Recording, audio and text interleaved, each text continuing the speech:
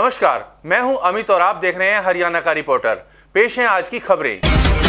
आज रोहतक में रोहतक के सांसद अरविंद शर्मा, पूर्व मंत्री मनीष ग्रोवर व अन्य बीजेपी कार्यकर्ताओं ने एक दिन का उपवास रखा। पेश है हमारी विस्तृत रिपोर्ट।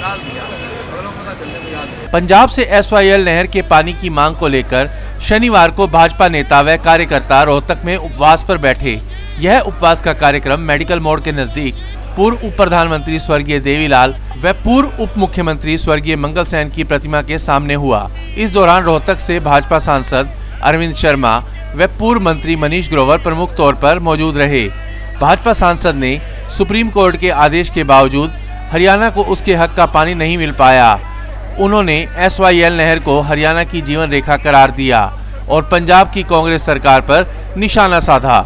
जब से हरियाणा बना है 1966 से SYL की 1966 से हरियाणा बनते ही ये समझौता था कि पंजाब हरियाणा को पानी देगा, पंजाब अपने छोटे भाई हरियाणा को उसके हिस्से का पानी देगा।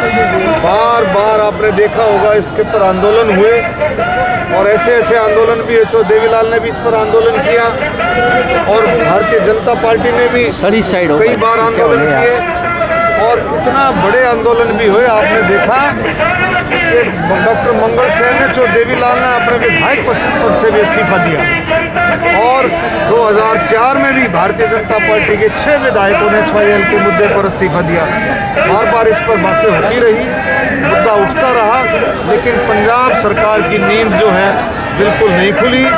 सरकारें आई, बदलती गई।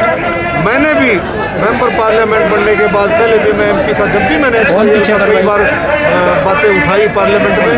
अभी भी रोहतक से सांसद बनने के बाद मैंने पार्लियामेंट में SYL के बारे में बात उठाई कि इसका समझौता, इसकी बातचीत जल्दी से जल्दी की जाए और हरियाणा का उसका हिस्सा मिले। अच्छा सर, अब ऐसे कह रहे हैं कि भाजपा सरकार बार बार सदन के अंदर SYL के मुद्दे पर मौन हो जाती है, अब उन्हें SYL याद आ रहा है। तो ऐसा नहीं है, इस पर कोई भी मौन नहीं है।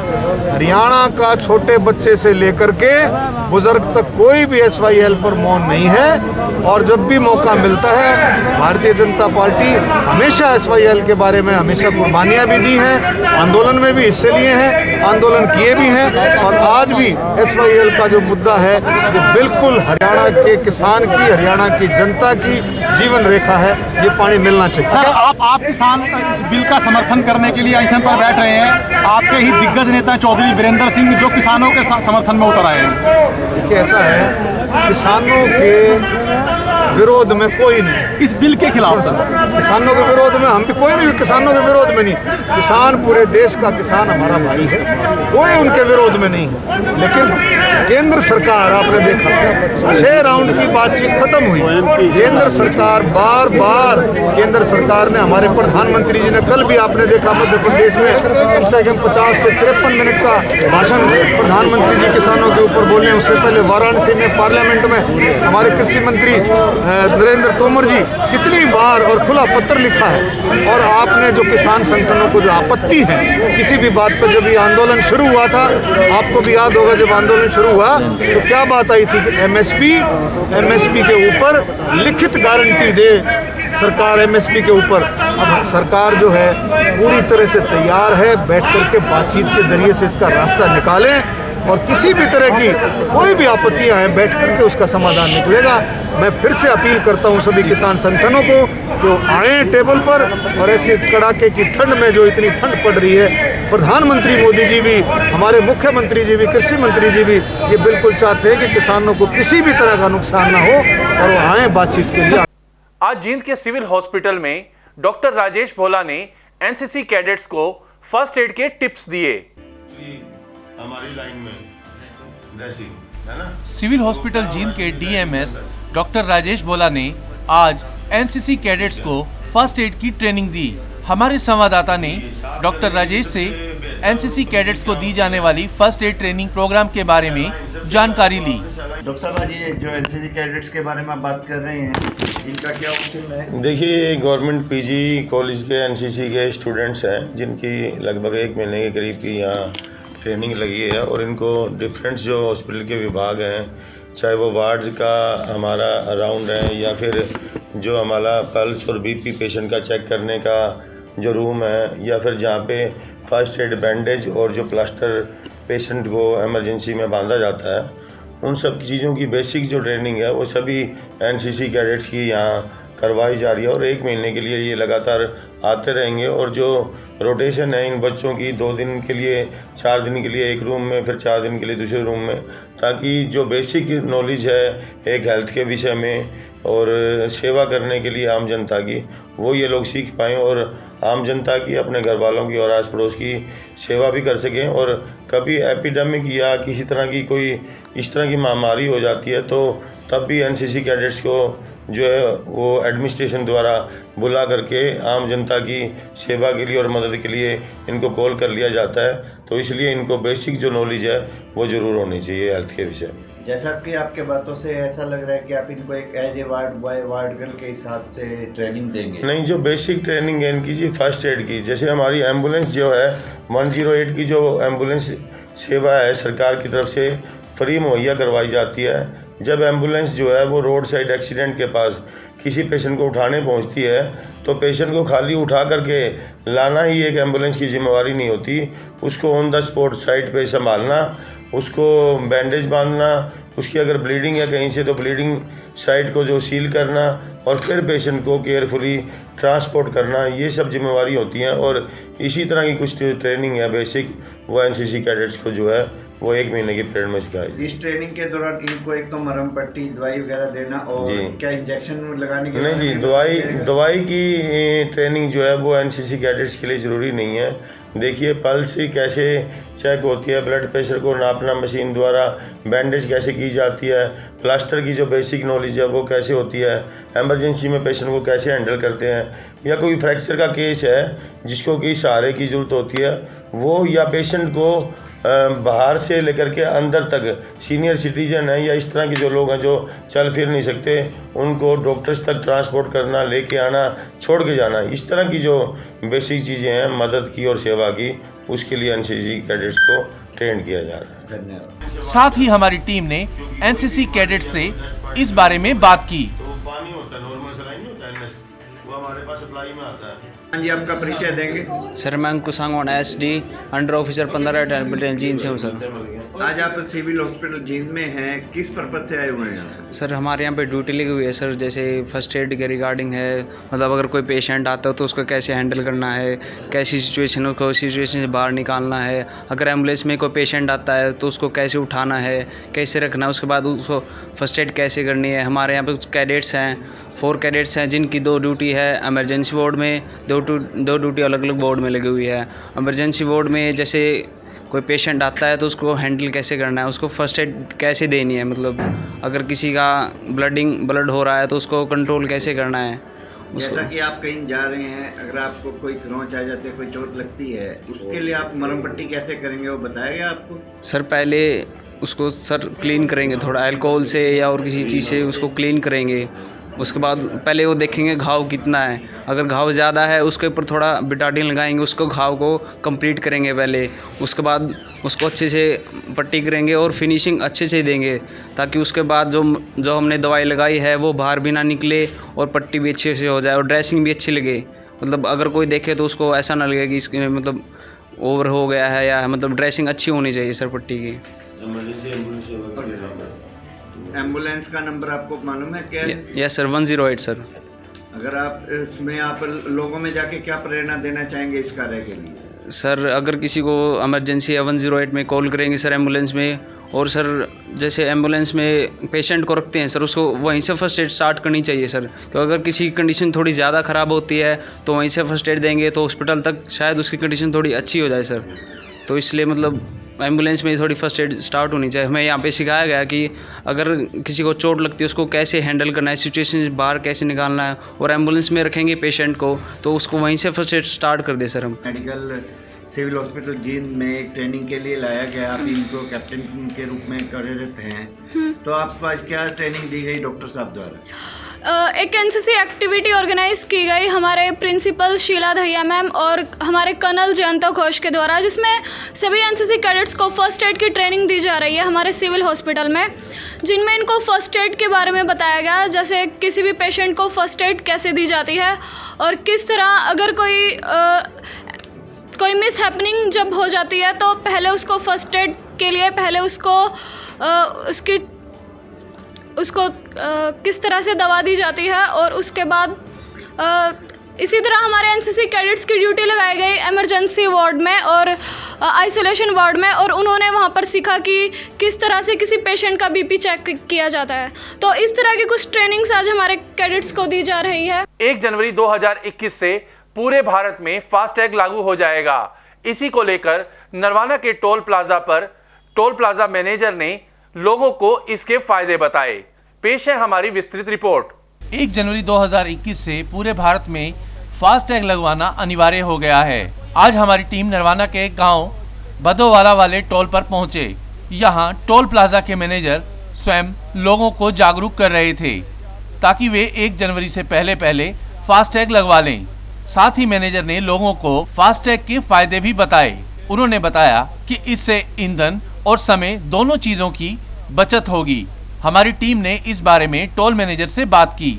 सर टेम्पलेट के थ्रू आप लोगों को क्या मैसेज दे रहे हैं, क्या बता रहे हैं सर? ये जैसे है ना 1 जनवरी से 2021 से आपको नो टैग नो एंट्री। अच्छा, उसके बाद कोई एंट्री नहीं होगी? हाँ नहीं, एंट्री तो होगी लेकिन आपकी गाड़ी को दुगना टोल लगेगा। अच्छा। इससे बचने के लिए आपको हम लोग एज पर गाड़ी वालों को समझा रहे कि आप जल्दी से जल्दी फास्टैग यूज कीजिए, जिससे आपकी गाड़ी का ईंधन बच सकता है, टाइम बच सकता है और आपके जो शुल्क है, शुल्क से बचना होगा, दुगना शुल्क से, वो भी बच सकता है। तो इसके रिगार्डिंग हम लोग गाड़ी वालों को समझा रहे हैं। आज रोहतक में नीफा ने एक प्रेस कॉन्फ्रेंस का आयोजन किया। इस प्रेस कॉन्फ्रेंस में आगामी 23 मार्च को होने वाले रक्तदान शिविर की जानकारी दी गई। National integrated form of artist and activist यानी नीफा की ओर से 23 मार्च 2021 को शहीद भगत सिंह राजगुरु व सुखदेव की शहादत दिवस पर देश भर में रक्तदान शिविर आयोजित किए गए। यह जानकारी नीफा के अध्यक्ष प्रीतपाल सिंह पन्नू ने शनिवार को महर्षि दयानंद यूनिवर्सिटी में एक्टिविटी सेंटर में हुई प्रेस कॉन्फ्रेंस में दी। उन्होंने बताया कि देश भर में आयोजित होने वाले रक्तदान शिविर के जरिए 90,000 ब्लड यूनिट एकत्रित करने का लक्ष्य निर्धारित किया गया है, जिसमें Brahma Kumaris Indian red cross society, national blood transfusion council और global Haryana chamber of commerce का सहयोग रहेगा। 23 मार्च को NIFAA national integrated forum of artist and activist, जो हरियाणा की नेशनल यूथ अवार्ड से सम्मानित संस्था है, उसके द्वारा पूरे देश में एक कैंपेन किया जा रहा है जिसको नाम दिया गया है संवेदना।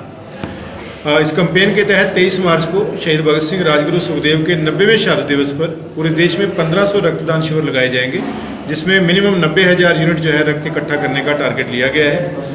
और देश के साथ साथ अन्य देशों में भी जहाँ जहाँ स्पेशली हरियाणवी कम्युनिटी बैठी हुई है, ग्लोबल हरियाणा ऑफ चैम्बर जो एक हरियाणवी कम्युनिटी को रिप्रेजेंट करता है वर्ल्ड वाइड, बलिंदर कुंडू जी रोहतक से ही हैं जो उसके प्रेसिडेंट हैं, मूलतः आजकल न्यू जर्सी में हैं। तो ग्लोबल हरियाणा के साथ मिलकर इसे विदेशों में भी ऑर्गेनाइज किया जाएगा। करीब 8 से 10 देशों की कंसेंट आ चुकी है। तो पूरा इंटरनेशनल कैंपेन है ये, ब्लड डोनेशन को प्रमोट करने के लिए, रक्तदान को जो है के प्रति जागरूकता लाने के लिए। और इसकी जो टैगलाइन दी गई है वो है युवाओं के लिए नशा नहीं रक्तदान करें। तो साथ साथ नशाखोरी के खिलाफ भी एक मैसेज यूथ को जाएगा कि अगर आपको रक्तदान करना है तो नशे से दूर रहना पड़ेगा, तभी रक्तदान कर पाएंगे। तो नशा नहीं रक्तदान कीजिए, इस टैगलाइन के साथ ये बड़ा कैंपेन पूरे देश में होने जा रहा है। अच्छा, किन हस्तियों का इसमें सहयोग आपने?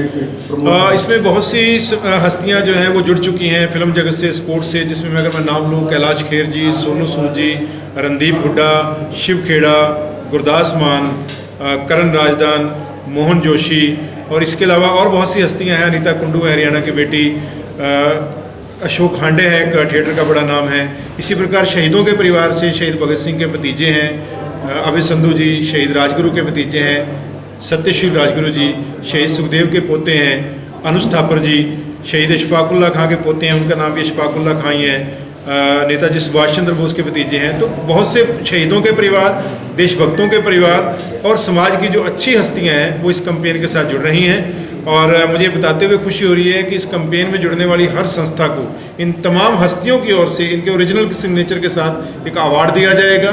इसके अलावा ये Guinness book of world record में जाएगा, तो उसमें भी सभी संस्थाओं का नाम जाएगा। जो भी संस्था जुड़ रही है उनको गिनीज बुक से भी ऑफिशियल सर्टिफिकेट मिलेगा, और हर एक डोनर को भी इन तमाम हस्तियों की ओर से उनके डिजिटल सिग्नेचर के साथ जो है वो सम्मानित किया जाएगा।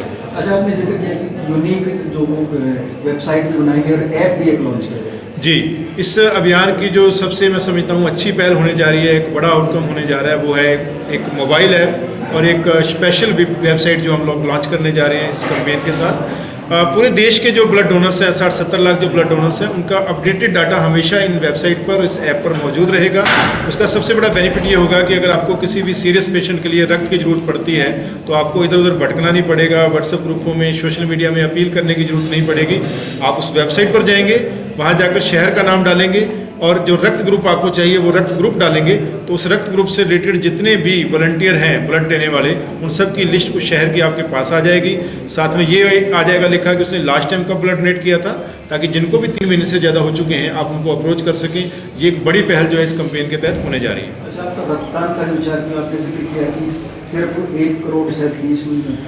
हाँ, ये बड़ी विडंबना है। 65 करोड़ युवाओं का देश है और 1 करोड़ 40 लाख रक्त इस देश में जरूरत पड़ती है हर साल। हम वो भी इकट्ठा नहीं कर पाते, और नॉर्मल डेज में, अभी कोरोना में तो खैर ये शॉर्टेज बहुत ज़्यादा है, लेकिन नॉर्मल डेज में भी 1 करोड़ 20 लाख इकट्ठा होता है, यानी 20 लाख रक्त कम इकट्ठा होता है।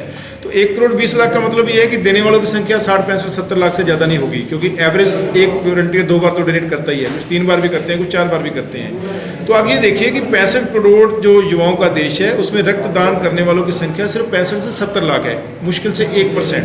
तो ये बहुत बड़ी विडंबना है। ये मैं समझता हूँ कि कहीं इस पर बहुत बड़ा काम करने की जरूरत है।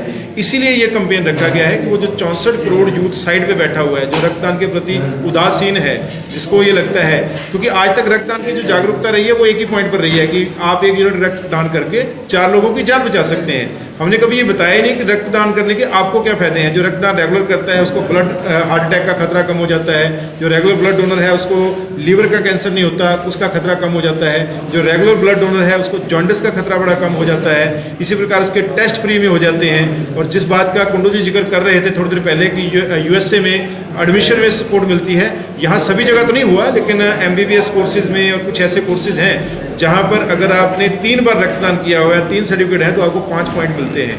तो ये सारे तमाम बेनिफिट जो हैं वो यूथ को बताने की जरूरत है, ताकि यूथ ज़्यादा बड़ी संख्या में आगे आए। और ये जो गैप है, हर साल हमारा गैप रहता है, शॉर्टेज रहती है, इस शॉर्टेज को हम लोग पूरा कर पाएँ। रक्तदान को लेकर चलाई जा रही इस मुहिम का गायक कैलाश खेर, अभिनेता सोनू सूद, रणदीप हुड्डा, मोहन जोशी, कर्ण रायदान ने भी समर्थन किया है। इसी के साथ national integrated forum of artist and activist की ओर से रक्तदान से जुड़ी वेबसाइट व मोबाइल ऐप भी लॉन्च किया जाएगा, जिसमें तमाम रक्तदाताओं का डाटा अपलोड किया जाएगा। प्रेस कॉन्फ्रेंस के दौरान ग्लोबल हरियाणा के अध्यक्ष बालेंद्र कुंडू, महर्षि दयानंद यूनिवर्सिटी के युवा कल्याण निदेशक जगवीर राठी, रंगकर्मी विश्वदीपक त्रिखा व अंशुल पठानिया भी मौजूद रहे। अपने हरियाणा के जितने भी लोग हैं वर्ल्ड में जहाँ जहाँ भी रह रहे हैं, तो वो इससे एसोसिएटेड है। और नेफा और ग्लोबल हरियाणा इस ब्लड डोनेशन में, ब्लड ड्राइव में यूनाइटेडली काम कर रहे हैं। चाहे कनाडा में हैं, चाहे USA में हैं, ऑस्ट्रेलिया में, न्यूजीलैंड में, फ्रांस में और UK में। और एक अवेयरनेस क्रिएट करने की बात है, क्योंकि हरियाणा के लोग या इंडिया के लोग लगभग 4.5 से 5 करोड़ लोग जो है वर्ल्ड में NRI हैं। और उनके अंदर भी अगर हम ये क्रिएट की जाए, ये भावना, ये फीलिंग क्रिएट की जाए ब्लड डोनेशन की, लगभग ऑलमोस्ट आई कैन से 65,000 के आसपास लोग ग्लोबल हरियाणा के साथ जुड़े हुए हैं। तो एक अवेयरनेस होगी पूरे वर्ल्ड में, और ये एक अच्छा काम है। और पन्नू जी इसमें काफ़ी सहयोग कर रहे हैं, और वर्ल्ड वाइड ये लोगों से अपना टाइम लगाते हैं, अपने घर से पैसा लगा रहे हैं, और सोशल कॉज है ये सबके लिए। हम सबको साथ मिलकर करना चाहिए, तो और अच्छी बात है। जींद में मोबाइल एसोसिएशन ऑफ इंडिया के सदस्यों ने हमारे संवाददाता देवेंद्र बत्रा को ऑनलाइन परचेजिंग के फायदे और नुकसान के बारे में बताया। All India mobile retailer association Jind के प्रधान राजेश कुमार व अन्य कार्यकारिणी सदस्यों से हमारे संवाददाता देवेंद्र बत्रा ने ऑनलाइन सेलिंग व अन्य मुद्दों पर बात की। ऑनलाइन के प्रति, जैसे कि फ्लिपकार्ट, अमेजन है, तो हमारी सरकार से डिमांड है कि जो स्कीम्स वो ऑनलाइन पे देती है फ्लिपकार्ट अमेजन पे, वही सेम स्कीम्स हमारे आउटलेट्स पे भी दे, जिससे बाज़ार की रौनक ऐसे की ऐसे बनी रह सके। इसमें आप जैसे प्रधान बनाए गए हैं तो सरकार से कोई मांग पत्र देंगे या यूं ही काम चलेगा? नहीं, हम ऑल ओवर इंडिया लेवल पे हमारा एक ग्रुप है जिसके अंदर समय पर हम मिलते रहते हैं। लास्ट टाइम हमने हरियाणा के, इंडिया के जो हमारे दूरसंचार मंत्री हैं उनसे भी बात की थी दीपावली से पहले, तो उन्होंने हमें उसका बेनिफिट भी दिया। जो स्कीमें हम ऑनलाइन पे देंगे वही स्कीमें हम ऑफलाइन पे भी देंगे। नरवाना के दबलैन गांव की महिलाओं के आभूषण बस में चोरी हो गए। इसी विषय में हमारे संवाददाता ने पूरी घटना का विस्तृत ब्यौरा इन महिलाओं से लिया। नमस्कार, मैं नवीन, हरियाणा का रिपोर्टर में आपका स्वागत है। दोस्तों, कल गांव दबलैन के किसान के घर में चोरी हुई है। मतलब चोरी क्या हुई है, यहाँ इनके परिवार के या रिश्तेदार के शादी थी और यहाँ से इनके परिवार के कुछ सदस्य बाहर गए थे और टूम लेके गए थे। 10 से 12 तोड़े थे और लगभग कीमत 8 लाख रुपए बताई जा रही है। वो रास्ते में चुरा लिए गए हैं चोरों के द्वारा। हम इनके घर पर पहुंचे हैं। आप देख सकते हैं मेरे पीछे ये किसान का घर है। आप देख सकते हैं यहाँ पर जानवर बैठे हुए हैं। दिन रात एक करता है किसान, और आप मकान भी देख सकते हैं।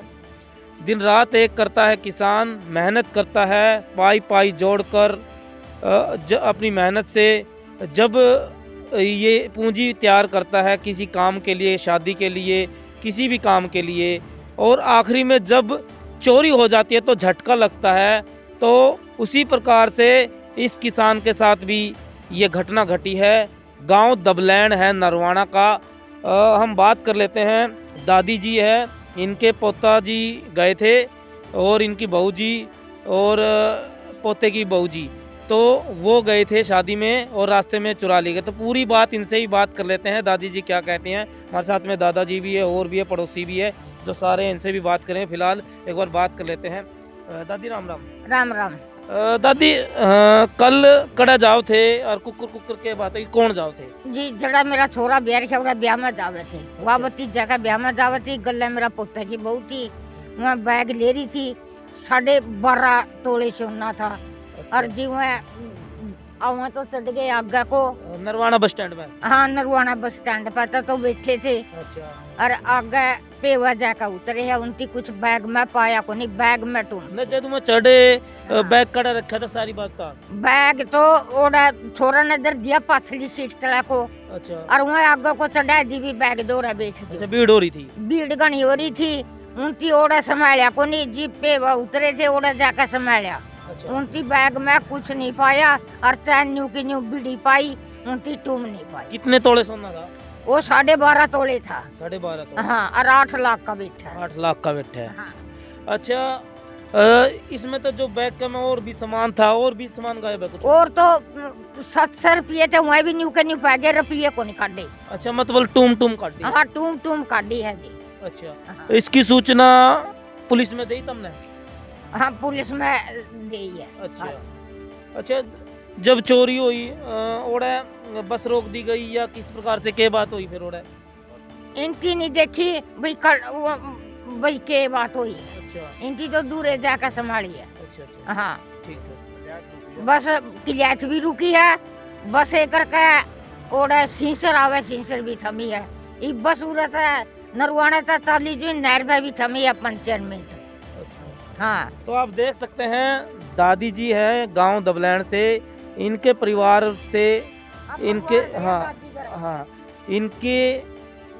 इनकी बहू और छोरे की बहू, हाँ, दोनों थी। वो शादी में जा रहे थे और टूम थी लगभग 10-12 तोले सोना बताया जा रहा है, जिसकी कीमत 8 लाख रुपए बताई जा रही है।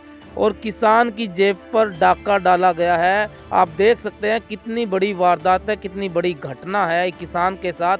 दिन भर रात मेहनत करता है खेत के अंदर, गर्मी हो या सर्दी, मेहनत कर पूंजी जोड़ता है।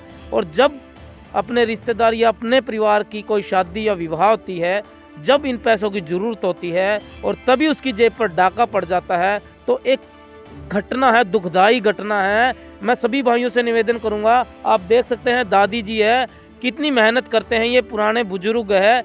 तो मैं सभी भाइयों से निवेदन करूंगा, वीडियो को शेयर कर देना। अगर किसी भी भाई को इसके बारे में थोड़ी भी सूचना मिले, नरवाना बस स्टैंड से बैठे थे और पेहवा जाके इस बात का पता चला है कि उनके बैग से उनकी जो जेवरात थे वो गायब मिली है। अगर किसी भाई को भी थोड़ी बहुत ही इसके बारे में कोई सूचना आसपास मिलती है, नरवाना के पुलिस स्टेशन में या गांव दबलैंड, यहाँ पर भागा सनोप श्री सतपाल के घर आप दे सकते हो। हमारा मोबाइल नंबर हमारी स्क्रीन पर है, आप हमें भी कांटेक्ट करके बता सकते हो कि यहाँ पर इस प्रकार की सूचना है। अगर आप चाहते हो कि इस किसान के परिवार का कुछ ना कुछ मदद हो सके, तो आप इसी प्रकार से मदद कीजिए, वीडियो को शेयर कर देना। और अगर किसी को सूचना मिलती है तो इसके बारे में आप हमें या इनके घर पर या पुलिस स्टेशन में आप सूचना दे सकते हैं, जिससे आपका और किसान का भला हो सकेगा। तो हरियाणा के रिपोर्टर में आज के लिए बस इतना ही। लेटेस्ट अपडेट्स के लिए आप हमारा YouTube चैनल हरियाणा का रिपोर्टर और फेसबुक पेज हरियाणा के रिपोर्टर को लाइक, शेयर व सब्सक्राइब अवश्य करें। धन्यवाद।